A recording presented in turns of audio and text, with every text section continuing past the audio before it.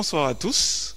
Nous nous retrouvons encore une fois et nous continuons nos 10 jours de prière qui ont pour thème « Les 3 anges nous exhortent à prier ». Les 3 anges nous exhortent à prier. Je vous invite donc à prier avec moi. Merci notre Dieu pour cette exhortation, cet appel que tu nous lances à pouvoir venir à toi pour te parler, pour discuter avec toi, pour échanger avec toi particulièrement alors que nous commençons l'année 2022. Donne-nous de vivre dans une bonne relation intime avec toi ces 10 jours de prière et que nous puissions continuer cette relation de prière avec toi durant le reste de l'année. C'est notre prière au nom de Jésus. Amen. Notre thème d'aujourd'hui, une vie d'obéissance et la prière. Une vie d'obéissance et la prière. Notre texte se trouve dans 1 Jean, chapitre 5, et les versets 14 et 15. 1 Jean, chapitre 5, versets 14 et 15, qui nous dit ceci. « Et voici l'assurance que nous avons devant lui. Si nous lui demandons quelque chose selon sa volonté, il nous écoute. Et sachant qu'il nous écoute, quoi que nous lui demandions, nous savons que nous possédons ce que nous lui avons demandé. » C'est une belle promesse, mais une promesse redoutable, n'est-ce pas? Nous sommes impuissants, mais lui est tout-puissant. Les 3 anges nous appellent à une vie d'obéissance. Le message du premier ange annonce « Craignez Dieu et donnez-lui gloire, car l'heure de son jugement est venue. » Apocalypse 14 et le verset 7. Le Nouveau Testament a été écrit en grec et le mot crainte, phobie, utilisé dans le texte, peut aussi être traduit par respect, révérence ou honneur. Je vous en parlais lors de la semaine de prière. On parlait des chrétiens qui craignaient Dieu, comme Corneille par exemple. Ce n'est pas de la peur, mais du respect, de la révérence, de l'honneur. C'est une attitude de loyauté envers Dieu, une ascension mentale pour être obéissant à sa volonté. Le sage Salomon l'exprime ainsi dans Ecclésiaste 12 et les versets 13 et 14, ou selon les versions, versets 15 et 16. Il y a un petit décalage. Donc Ecclésiaste 12, soit versets 13 et 14, soit versets 15 et 16.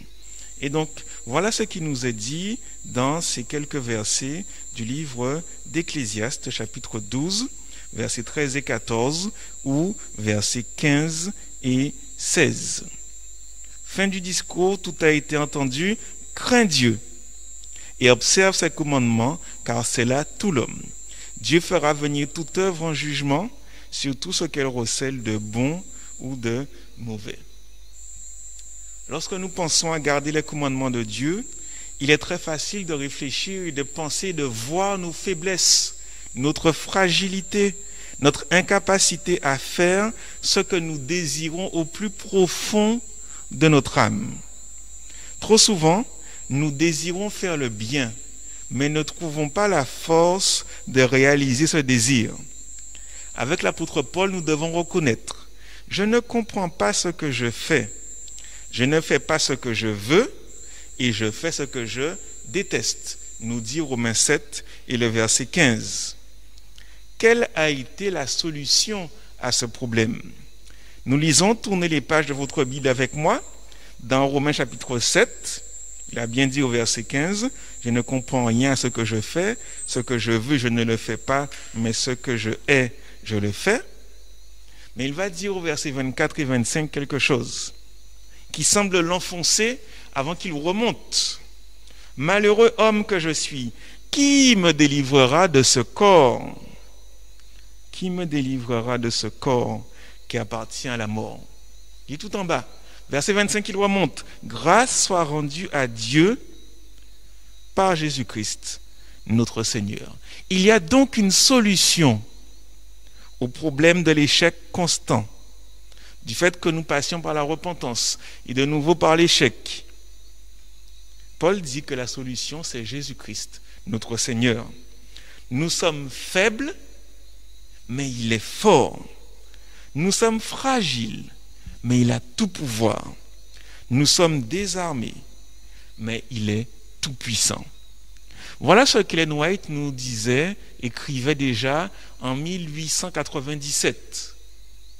Donc il y a déjà 125 ans, très longtemps.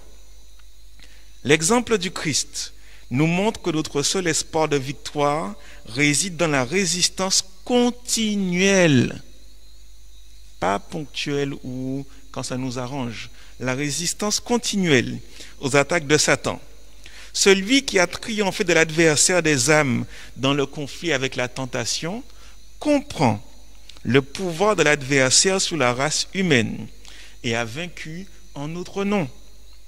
En tant que vainqueur, il nous a donné l'avantage de sa victoire, afin que dans nos efforts pour résister aux tentations de l'ennemi, nous unissions notre faiblesse à sa force, notre inutilité à ses mérites, et, soutenus par sa force durable, sous une forte tentation, nous pouvons résister en son nom tout-puissant et vaincre comme il a vaincu. Elle l'a écrit il y a 125 ans, c'était d'actualité du temps de Jésus, et c'est encore d'actualité pour nous en 2022.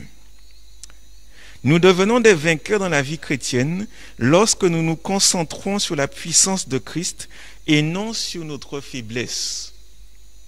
Dès le début dans la prière, revendiquons la promesse que nous avons lue au tout début de 1 Jean chapitre 5, versets 14 et 15.